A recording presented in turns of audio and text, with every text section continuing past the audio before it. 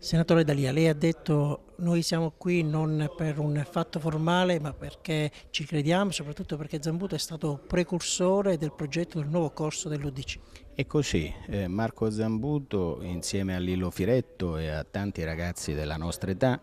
un anno fa ha iniziato questa avventura di rifondazione dell'UDC siciliano. E quindi noi siamo qui oggi perché Marco è uno di noi e la sua candidatura fa parte di un progetto che ci coinvolge tutti dal punto di vista politico e che riguarda il rinnovamento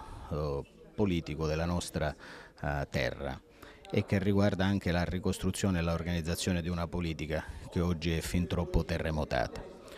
E poi c'è un'altra ragione. Marco 5 anni fa si candidò contro i partiti, anche contro l'UDC dell'epoca,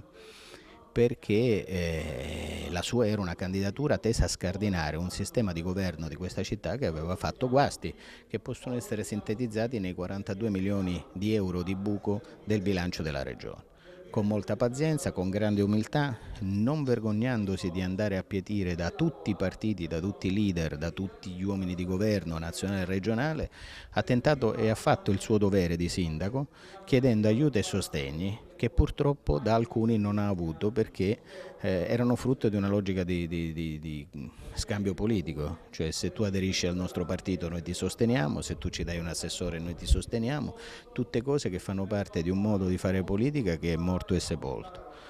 Oggi lui si presenta forte della sua militanza e della sua dirigenza all'interno dell'UDC